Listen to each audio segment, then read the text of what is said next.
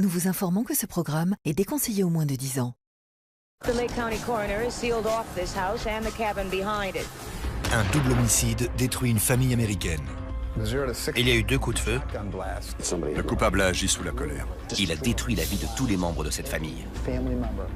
Des secrets, Des portes cachées s'ouvraient sur des couloirs. des trésors dissimulés Il y avait encore beaucoup de bijoux dans cette boîte. et des doubles vies. Je ne voyais que ses yeux noirs et impassibles. Ça faisait froid dans le dos. Une maison de rêve rongée par les secrets. Une famille déchirée par les mensonges et la malédiction qui s'est abattue sur eux. C'est tout de suite dans Crime en haute société.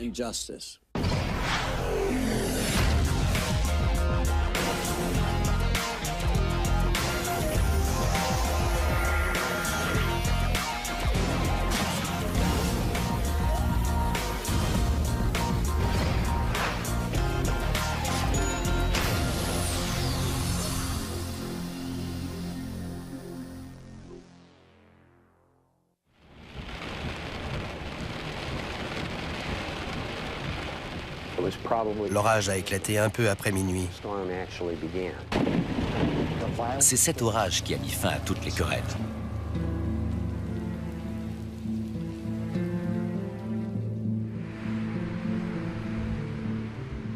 Le 6 juin 1980, un employé de Raos Automotive arrive au travail comme tous les jours.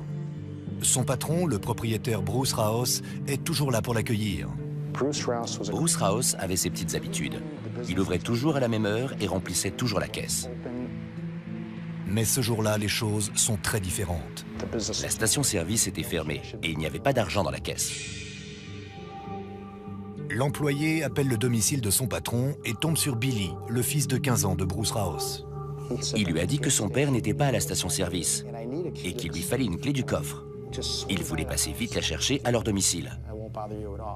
Billy lui a dit d'attendre un instant. Il a posé le combiné du téléphone. Et 1 minute après, l'employé a entendu des cris.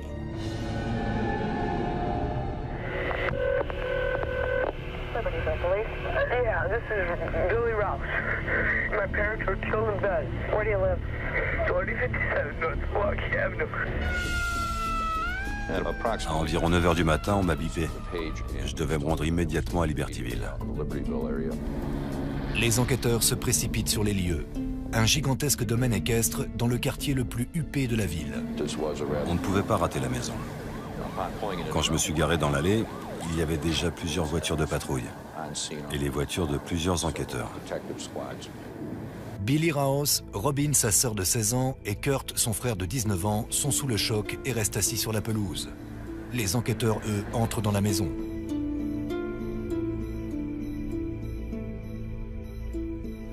Le lieu du crime se trouvait dans la partie nord de la maison, dans la chambre des parents. Quand les enquêteurs sont entrés, ils ont trouvé Monsieur et Madame Rouse. Monsieur Rouse portait un t-shirt et un caleçon, et Madame Rouse une chemise de nuit. La mère avait été touchée à la tête et le père au niveau de la tempe. Il avait aussi reçu plusieurs coups à la tête et on l'avait poignardé 7 fois dans le cœur. C'était un crime très violent. N'importe quel policier enquêtant sur une affaire de ce genre vous le dira. La personne qui avait commis ce crime avait agi par haine. Les enfants disent aux enquêteurs qu'ils ignorent qui aurait pu vouloir tuer leurs parents. Et malheureusement, aucun d'eux n'a entendu ou vu quoi que ce soit d'inhabituel cette nuit-là.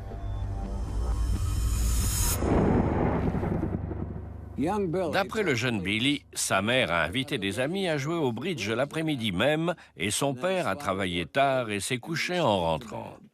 Billy a souhaité bonne nuit à sa mère et est allé dans sa chambre. Mais ce début de soirée tranquille va vite tourner au cauchemar. Ils nous ont tous parlé de l'orage extrêmement violent qui avait éclaté cette nuit-là.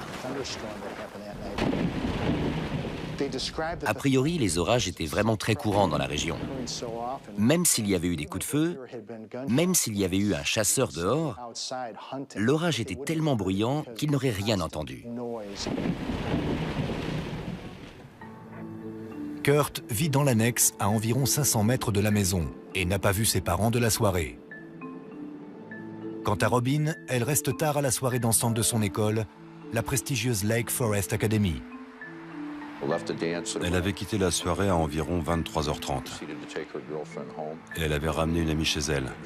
Et elle était rentrée tout de suite après. Elle se rend directement dans sa chambre et n'entend rien jusqu'au coup de téléphone du lendemain matin.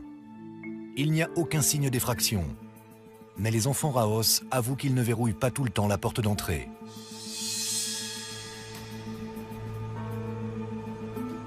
Les officiers de la police scientifique commencent à chercher des indices dans la maison.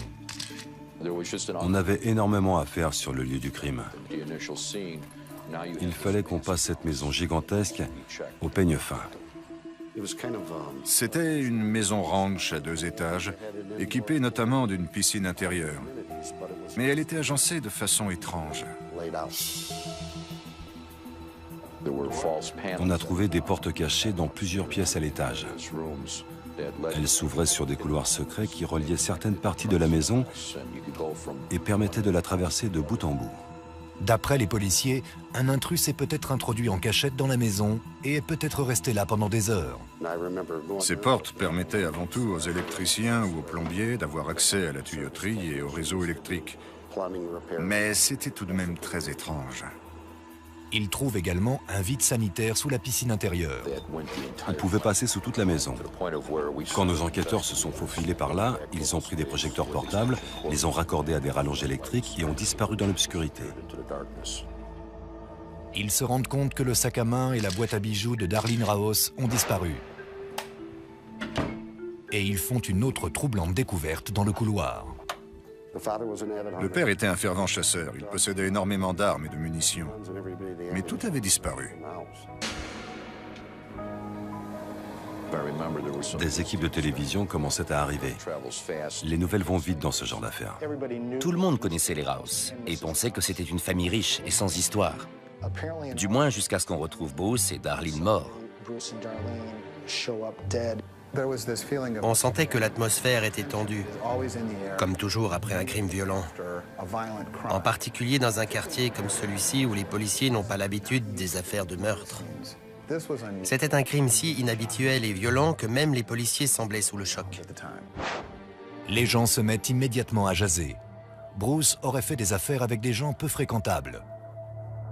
Les enquêteurs espèrent que les enfants Raos pourront leur en dire plus sur les affaires et la vie privée de leur père. En premier lieu, on a décidé d'éloigner les enfants du lieu du crime et de les emmener en centre-ville. On a d'abord essayé d'interroger ces enfants pour en apprendre plus sur leur famille. Mais les enquêteurs n'ont pas le temps de poser leurs questions. Quand leur famille et leurs avocats sont arrivés, c'était fini. On ne pouvait plus les approcher. Même s'ils consultent les psychiatres les plus chers du monde, ces pauvres enfants risquent d'être marqués à vie. Et comme les enquêteurs vont bientôt le découvrir, les problèmes au sein de la famille Raos étaient peut-être plus graves qu'ils n'y paraissaient.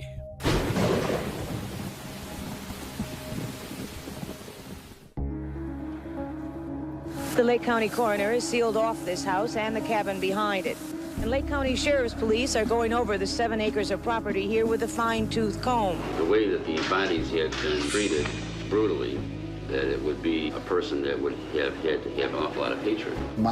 Les parents semblaient très bien s'entendre avec leurs 3 enfants, et soudain, on retrouvait Bruce et Darlene morts dans leur lit, en plein milieu de la nuit. Forcément, les gens voulaient en savoir plus sur cette affaire. Tous les habitants de la région en parlaient et l'affaire faisait la une des journaux. Un couple de millionnaires tués dans leur demeure. Ces 2 personnes avaient été violemment tuées dans leur lit en pleine nuit, mais en plus tout le monde les connaissait. Les habitants de la ville en faisaient une affaire personnelle. On se croirait dans un film d'horreur. Le tueur court toujours. Il est en possession des armes et des munitions de Bruce Raos. Et il semble particulièrement dangereux.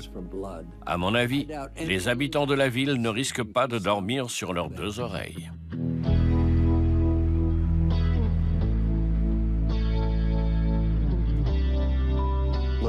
Libertyville est une petite ville de l'Illinois. Tout le monde se connaît ici.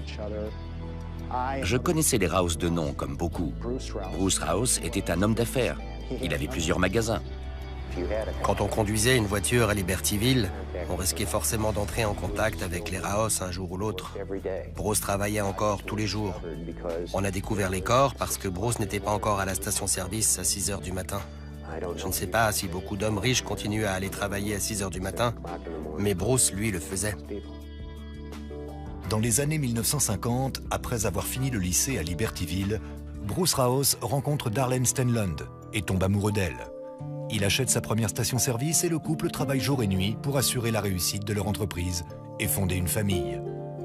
À partir des années 1970, leur travail paye enfin.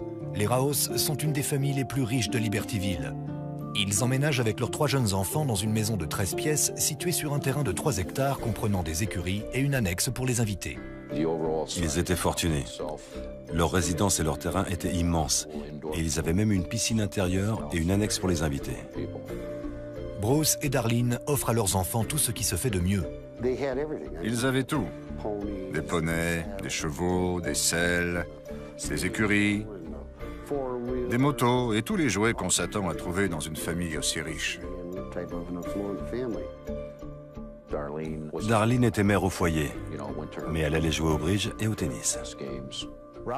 Bruce Rouse avait monté des affaires dans tout le comté de Lake, pas seulement à Libertyville. Il avait gagné beaucoup d'argent et il employait beaucoup de gens. C'étaient des privilégiés. Les enfants conduisaient des voitures luxueuses et fréquentaient de grandes écoles. Les Rouse étaient ce qu'on appelle de nouveaux riches. Pourtant, Bruce s'efforce sans cesse d'agrandir son empire. D'après ses amis, il cherche de nouvelles opportunités d'investissement, mais est dépassé par les événements. Bruce aurait investi de l'argent dans différentes sociétés. Il s'intéressait notamment au câble, qui faisait son apparition à l'époque. À force de vouloir prendre des risques, il avait peut-être fait des affaires avec des gens douteux. D'après des rumeurs, M. Rouse avait fait affaire avec la mafia. Et c'est ce qui aurait pu causer sa perte. Pourtant, après avoir interrogé des amis proches de Bruce et Darlene, les enquêteurs se rendent compte qu'il y avait en réalité de plus gros problèmes au sein même de leur famille. En apparence, c'était une famille parfaite. Le père était un brillant homme d'affaires et les enfants fréquentaient les meilleures écoles. Mais en réalité, il y avait des problèmes de drogue. La maison était remplie d'armes et les enfants organisaient souvent des fêtes. Les Rouse cachaient bien leur jeu. C'était une famille compliquée qui avait de nombreux problèmes. Ils avaient tout, et pourtant ils n'étaient pas heureux. Il n'y avait ni amour, ni véritable lien entre eux.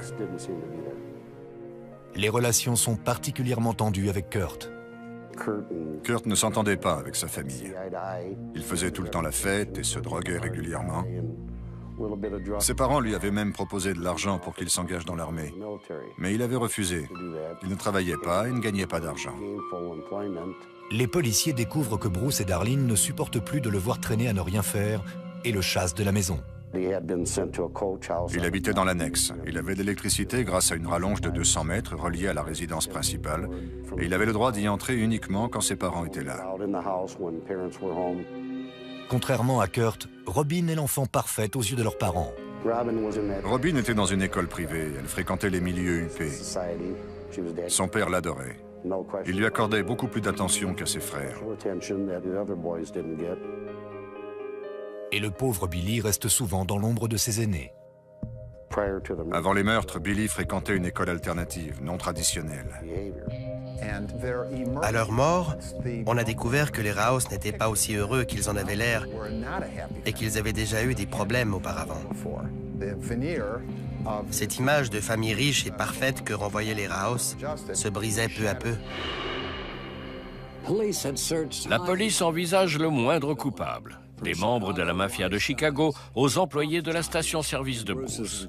Mais ils commencent à se demander si le vrai coupable ne faisait pas en réalité partie de l'entourage du couple.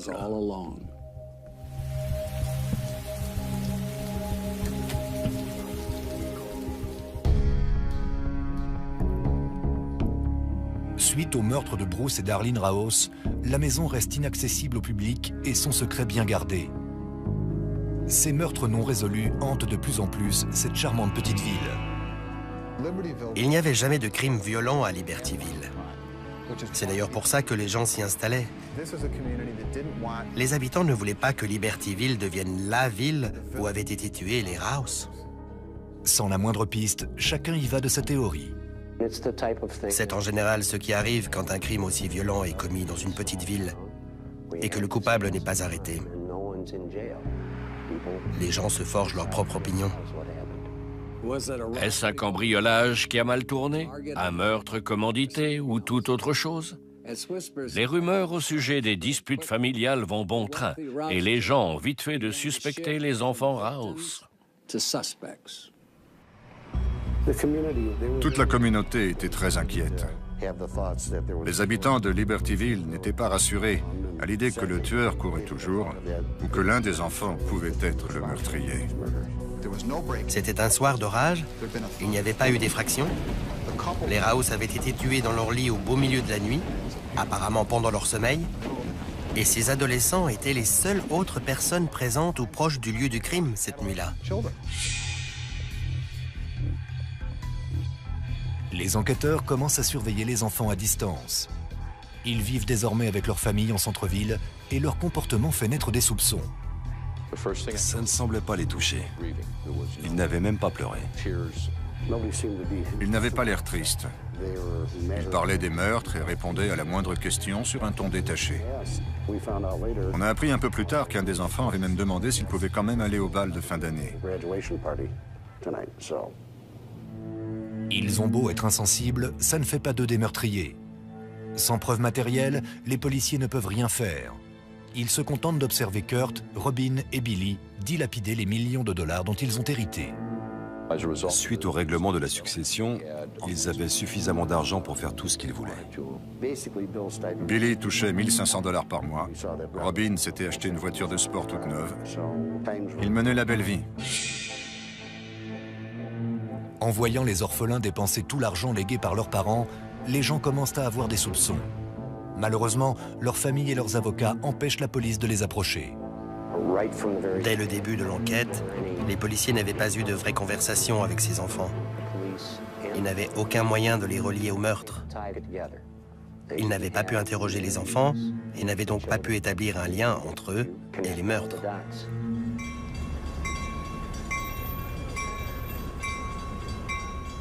Puis, 2 mois après les meurtres, Billy le Benjamin contacte les enquêteurs. En août 1980, Billy a voulu nous voir pour essayer de nous aider à résoudre l'enquête. Il nous a demandé de lui montrer les photos du lieu du crime. On était à la fois très surpris et intrigués. Le policier a prévenu Billy que les photos étaient très choquantes et qu'il n'arriverait pas à les regarder.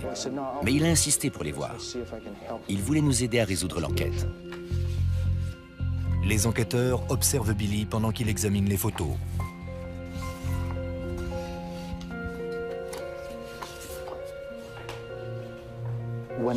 Dès que Billy tombait sur une photo de sa mère ou de son père, il ne bougeait plus et regardait la photo intensément. Il ne riait pas, il ne pleurait pas, il ne sanglotait pas. Il se contentait de rester là, à fixer la photo.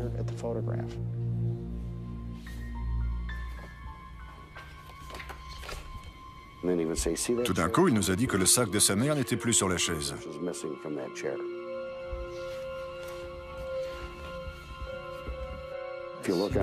Il a aussi remarqué que la boîte à bijoux de sa mère n'était plus sur la commode. Il voulait qu'on se concentre sur une autre piste et qu'on s'intéresse à un intrus plutôt qu'à lui et à son frère et sa sœur. Mais on a vu clair dans son jeu. 2 autres mois passent et les policiers n'ont toujours pas la moindre piste. Puis, un secret refait surface. Un topographe longeait la rivière des Plaines entre l'avenue Milwaukee et l'autoroute 60. Il a cru voir un tuyau dans l'eau, mais en fait, c'était un fusil à pompe calibre 16. Il a continué à marcher vers le sud sur environ 4,50 m et a trébuché sur un sac dans lequel il y avait un sac à main. Il a sorti un portefeuille du sac Il l'a ouvert, a frotté la pochette en plastique pour voir ce qu'il y avait en dessous et a découvert un permis de conduire. C'était le permis de conduire de Darlene Rouse. Les enquêteurs et une équipe de plongeurs arrivent sur les bords de la rivière. On a repêché environ 11 fusils, le sac à main de la mère contenant son permis de conduire, sa carte d'identité et des cartes de crédit, et sa boîte à bijoux, qui était encore bien remplie. On a trouvé de nombreuses preuves matérielles dans la rivière, et tous ces objets provenaient de la maison des Rouse. L'affaire avance enfin. Si le coupable avait été un cambrioleur, il n'aurait pas jeté les bijoux et les sacs à main dans la rivière. On aurait tout retrouvé chez un prêteur sur gage, mais là, il y avait encore le permis de conduire et personne n'avait utilisé les cartes de crédit. La version de Billy semble tout à coup peu plausible. Billy voulait que la police soupçonne un cambriolage qui avait mal tourné. Mais quand on a trouvé tous ces objets dans la rivière des Plaines, sa théorie tombait à l'eau. Le jeune Billy essaie visiblement de protéger quelqu'un. Mais qui? Même si les habitants de Libertyville ont retrouvé le sommeil, le tueur court toujours. Et la police commence à se demander s'il ne vit pas à quelques mètres de la maison.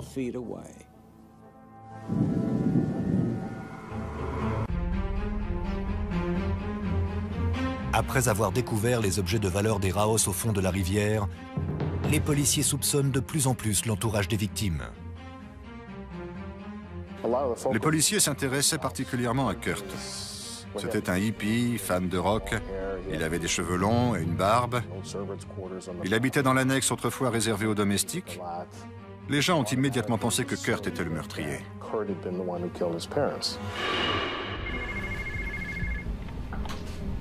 Les enquêteurs sont ensuite contactés par une université dans l'Iowa où l'ex-petite amie de Kurt est étudiante. Après avoir découvert que Kurt avait demandé un permis de port d'armes, la police locale le surprend en train de suivre son ex-petite amie. Malheureusement, il disparaît avant qu'on arrive à l'arrêter. Lorsque les enquêteurs interrogent l'ex-petite amie dans l'Iowa, elle leur avoue que Kurt n'a jamais parlé des meurtres. Avec ses cheveux en bataille et son regard dans le vague, Kurt ressemble étrangement à un membre de la famille Manson. Mais les enquêteurs ne peuvent pas prouver que le harceleur présumé a bien tué ses parents. Il ne leur reste plus qu'un espoir, faire parler son frère ou sa sœur. On était sûr que Robin parlerait tôt ou tard. Quand on avait interrogé Robin, elle avait sous-entendu que son frère était impliqué dans le meurtre de leurs parents. Mais elle ne nous avait pas dit pourquoi elle avait cette impression. Elle ne nous avait donné aucun détail précis. Robin savait forcément quelque chose. Soit elle l'avait surpris en rentrant ce soir-là, soit elle l'avait vu ranger les armes et la boîte à bijoux dans la voiture de leur père. Le bureau du procureur faisait tout son possible pour donner l'immunité à Robin Rouse, afin qu'elle puisse témoigner devant un jury. Malheureusement, quelques jours avant que Robin ne s'entretienne avec la police, l'affaire prend une tournure tragique. Robin conduisait sur l'autoroute de Racine dans le Wisconsin sous une pluie battante. Elle a perdu le contrôle de son véhicule et a percuté un lampadaire. Elle a subi un traumatisme crânien très grave et est morte des suites de ses blessures. Si on en croit les rumeurs, elle se rendait au poste de police pour témoigner. Tout le monde pensait que Kurt était responsable et qu'il avait trafiqué la voiture de Robin pour qu'elle ait un accident. La mort de Robin a été un vrai coup dur. Elle était notre seule piste. Aucun des relevés téléphoniques ou des rapports médico-légaux qu'on a obtenus après ça ne nous ont permis de faire avancer l'affaire. Les détectives n'ont plus le choix, ils doivent abandonner l'affaire. Il faut des preuves pour inculper quelqu'un. Les soupçons ne suffisent pas. Malheureusement, on n'avait aucune preuve. Pourtant, l'affaire continue de hanter les enquêteurs. Je n'ai jamais pu oublier cette affaire. J'avais l'impression d'avoir une épine dans le pied. Je ne pouvais pas laisser tomber. On ne peut ni abandonner, ni arrêter les recherches. C'est impossible. On attend, mais parfois, cette attente dure un peu plus longtemps que prévu. Pendant des années, les enquêteurs gardent les deux fils à l'œil. Billy part dans le sud, à Key West, en Floride, tandis que Kurt, le principal suspect, part en Californie. Kurt continuait à vivre dans son monde de rock et de drogue en tout genre. Au début, Billy semble réussir à oublier son passé agité. Il avait hérité de beaucoup d'argent, il s'était marié et avait appris un vrai métier. Il était charpentier. Il avait acheté une maison à 100 000 $ sur Petronia Street, à Key West, et il avait dépensé 90 000 $ de plus pour la rénover. Mais la vie de Billy se transforme peu à peu en enfer. Il a fini par divorcer et a dilapidé tout son argent. Il vivait sur une vieille péniche ancrée au bord de Key West. Il avait construit un genre de cabane avec des portes et des vieux matériaux de construction. On est bien loin de la maison des Raos, mais cette cabane flottante est devenue le foyer de Billy, et elle attire d'autres marginaux. Il vivait dans cette petite cabane improvisée. Elle devait mesurer 2,50 m sur 3 mètres. Quand ils devaient se laver, ils avaient juste à sortir de la cabane. Il n'avait pas d'argent, il volait pour survivre et il buvait et se droguait dès qu'il en avait l'occasion. En 1995, 15 ans après les meurtres de Bruce et Darlene Raos, les enquêteurs sont contactés par un policier de Key West. J'étais sûr que c'était au sujet de Billy. Le policier m'a dit que Billy avait été arrêté pour complicité dans plusieurs braquages de banques qui avaient eu lieu à Key West. Billy avait été arrêté et se trouvait dans la prison du comté de Monroe. On est allé en Floride, c'était une occasion inespérée. On voulait interroger tous les gens qui avaient été en contact avec Billy et, si possible, l'interroger lui.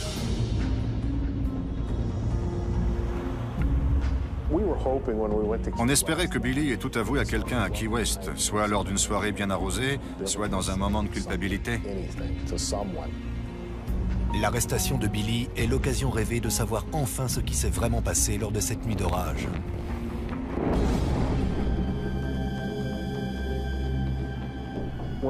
Quand on l'a vu pour la première fois, il avait l'air très perturbé. Il avait le regard dans le vague, j'avais l'impression d'être face à un mur. Il a parlé de sa vie avec sa famille et de la mort de ses parents. Dès qu'il parlait de sa mère, il y avait une étrange lueur dans ses yeux. Après toutes ces années, je ne m'attendais pas à ce qu'il se mette dans un tel état de rage quand j'ai parlé de sa mère. J'avais l'impression d'être en face de quelqu'un d'autre. Ce n'était plus le même Billy. J'ai tout de suite reconnu ce regard. C'était le même regard que celui qu'il avait en 1980. Je n'arrivais pas à y croire. Au bout d'un moment, Billy nous a avoué qu'il ne se rappelait pas ce qui s'était passé cette nuit-là. Ça ne suffisait pas à prouver sa culpabilité ou son innocence. Il ne se souvenait simplement plus de cette nuit.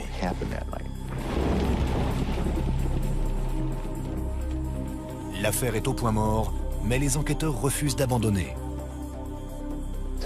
Les gardes de Billy allaient le raccompagner à sa cellule quand Chuck lui a parlé, devant la salle d'interrogatoire. Et Chuck a commencé à se confier à Billy. Je savais que ça faisait 15 ans que ça le minait. On avait réussi à se parler depuis quelques jours, et je voulais qu'il sache qu'il pouvait oublier ses vieux démons. Billy nous a alors avoué qu'il avait tiré sur son père. Billy se décide enfin à révéler le cœur de toute cette affaire. Après toutes ces années, il est sur le point de raconter dans le moindre détail ce qui s'est passé cette nuit d'orage dans la maison des Raos. Après 15 ans de silence, les enquêteurs sont surpris par l'honnêteté de Billy Raos. Quand Billy nous a dit qu'il avait tué ses parents, Chuck a failli tomber à la renverse. Personne ne s'attendait à ça. Il fallait le faire parler tant qu'on en avait l'occasion et filmer l'interrogatoire.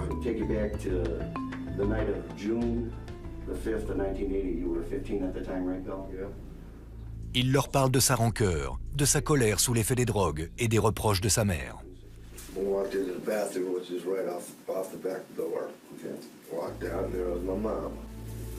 She got even smoked a pipe, and I said, no, I want to smoke the pipe. And she walked up to me and said, you smell like liquor.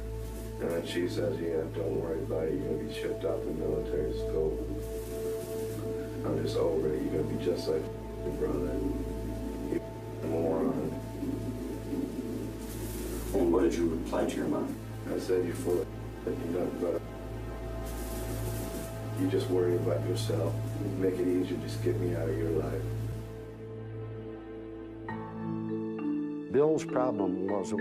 Billy s'entendait bien avec son père. C'est avec sa mère que ça n'allait pas.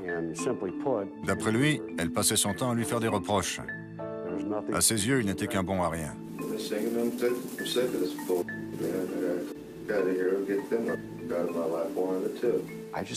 Il en avait assez.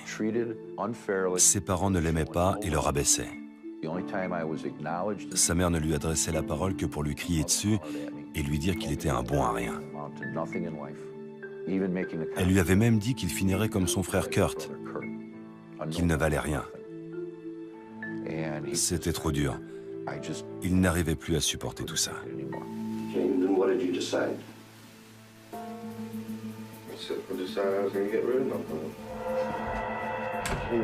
Il est allé dans la penderie près de sa chambre, là où son père rangeait ses fusils et ses carabines.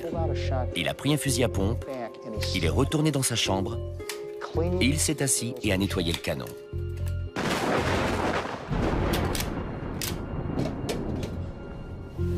I started playing around with 22. I don't know why. I thought I was a neat old gun. But I got a 16 gauge to get in the locked around the house. I said, I'm going to do it, I'm going to do it. I sat there for about 10 minutes looking at it. And what was going through your mind? T'es qu'un raté, un bon à rien. How I should do it.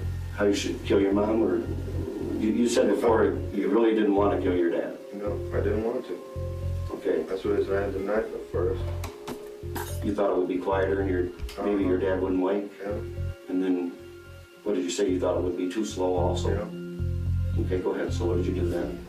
I walked in the room, took the 16 gauge, put it up to her head. I remember pulling it, but the trigger went off. Okay. Then what did you do then? But my dad sat up real quick.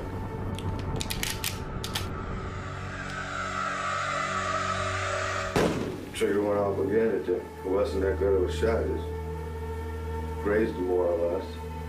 I ran around the other side and started hitting him with the butt of the gun. And I don't know how many times I had my head, but that didn't work. He was still. And I didn't want him in misery. So I grabbed the knife and I stabbed him, and then went till he quit moving.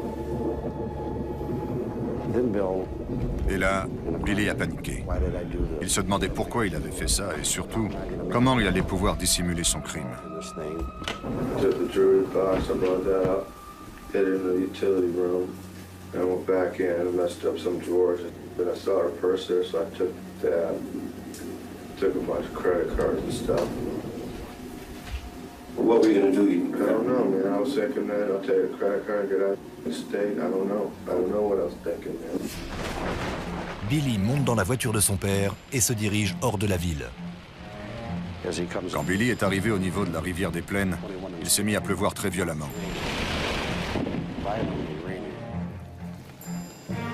Il s'est garé le long de la route, au-dessus de la rivière. Il est sorti de la voiture, s'est approché de la rivière et a eu une idée.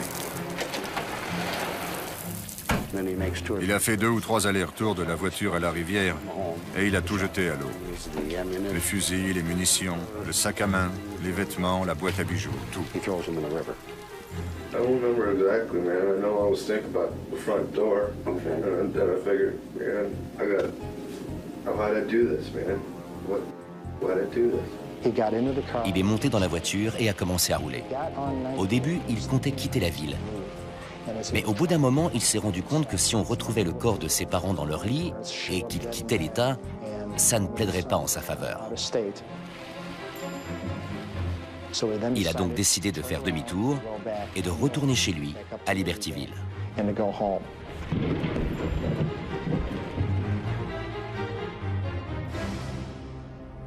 Are you sorry that your parents are dead, Bill? Yes and no. Yes, because the I had to deal with them was gone. And then, no, because it really up my sister. Any time over this last 15 years, have you ever had any discussion with Kurt about it? You know, the subject has never come up? I've never told nobody. If I had told anybody anything about it, it had to have been a drunken stupor, which ain't unusual for me to be in a drunken stupor. That's the only way I could deal with it. I mean, it's eaten me up for 15 years. I really don't give a about my life right now. If you want to look at the way I've lived. Ces 30 jours dans la prison du comté de Monroe lui avaient permis de se désintoxiquer. Il ne pouvait ni se droguer ni boire. Il n'avait pas d'autre choix que d'affronter sa culpabilité.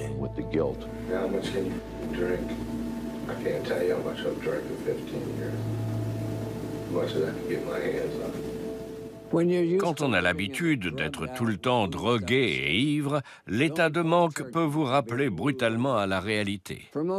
Pour la plupart des gens, c'est un combat de tous les jours. Mais Billy, lui, semblait étrangement calme. Il a accepté de rentrer à Libertyville et d'être jugé. On a pris l'avion jusqu'à Miami et ensuite on a roulé pendant plus de 250 km. Billy était décontracté, il racontait même des blagues. Il a demandé à Chuck s'il pouvait conduire. On aurait dit qu'il avait enfin été libéré d'un grand poids. Il pouvait enfin se détendre. Mais la police n'en a pas fini avec lui. Quand les avocats de la défense savent qu'un coupable a avoué, ils essaient tout de suite de décrédibiliser ses aveux.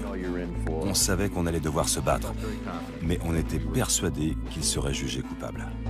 Mais Billy engage des avocats et a bien l'intention de se battre.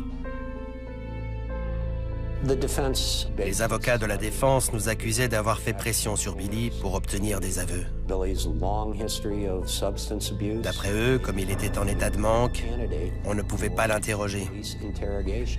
Et il aurait dit n'importe quoi pour qu'on le laisse tranquille. La défense a tenté d'incriminer le frère aîné, Kurt, en insinuant qu'il était le vrai coupable. Le caractère d'enfant gâté de Billy ressurgit.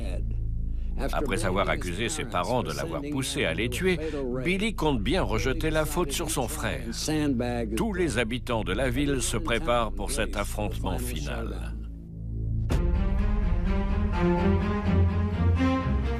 Après des années de questionnement, Libertyville se prépare à assister au dernier chapitre concluant le mystère du meurtre des Raos.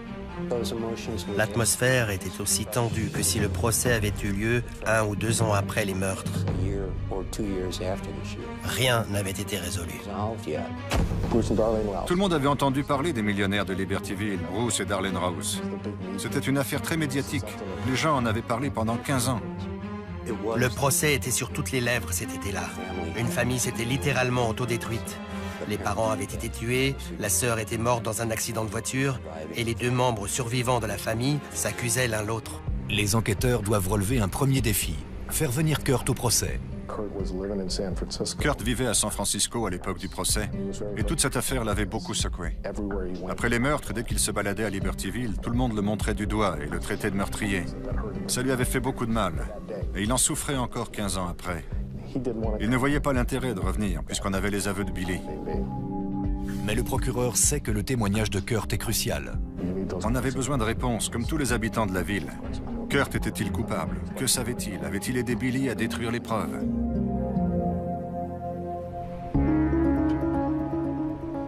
Le 31 juillet 1996 débute le procès pour meurtre de Billy Raos dans le comté de Lake, dans l'Illinois.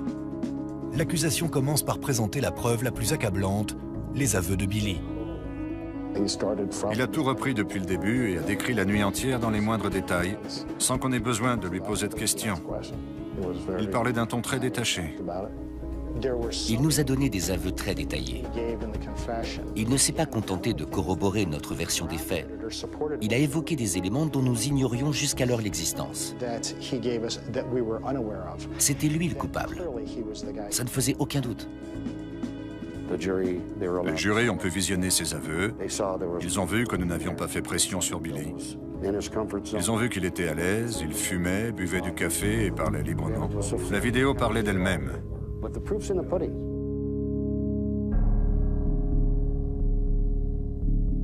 C'est ensuite au tour de Kurt Raos d'affronter son petit frère. Tout le monde se demande si les rôles vont s'inverser. Pour les habitants de la région, Kurt était le méchant de l'histoire. C'était lui qui avait tué ses parents. Lorsque Kurt est entré dans la cour, c'était la première fois qu'il voyait son frère en plus de 10 ans. Kurt s'est approché du banc des accusés et a posé sa main sur l'épaule de Billy. Les avocats de la défense présentent Kurt comme un adolescent paresseux, chassé du foyer familial et en conflit avec ses parents. Mais son témoignage émouvant va à l'encontre de leur plan. La défense insinuait que Kurt était le coupable et que Billy avait été injustement inculpé à sa place. Mais Kurt était en larmes. Billy ne lui avait pas dit qu'il avait tué leurs parents, mais Kurt savait que ce n'était ni lui ni Robin, et que par conséquent, c'était sûrement Billy. Pendant que les avocats s'affrontaient devant le juge, Kurt était tout seul dans son coin. Il s'est penché au-dessus de la barre des témoins et il a vu une photo de sa sœur. Il l'a prise, l'a approchée de lui, l'a bien regardée et il s'est mis à pleurer. Rien de ce que j'aurais pu dire n'aurait convaincu les jurés. Mais quand ils ont vu la réaction de Kurt, ils ont enfin compris qui il était vraiment.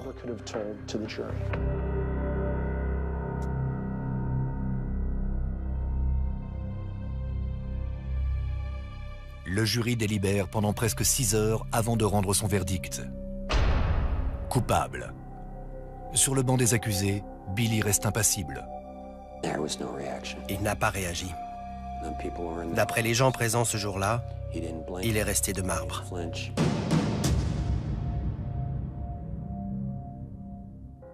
Une atmosphère morose plane sur la cour de justice et sur la petite ville de Libertyville. Justice a été rendue. On n'a pas vraiment gagné. Les habitants étaient soulagés de voir l'affaire classée et heureux de tourner la page. Le coupable avait été arrêté, mais ça ne changeait rien. 2 personnes avaient perdu la vie. Billy n'était rien d'autre qu'un enfant gâté. Il a piqué une crise parce que sa mère ne le laissait pas vivre comme il le souhaitait et il a pris la pire des décisions. Contrairement à la plupart des homicides familiaux, la cupidité ou la vengeance n'a pas été le mobile du meurtre des Raos. Ce n'était qu'un acte désespéré et violent commis par un garçon très perturbé.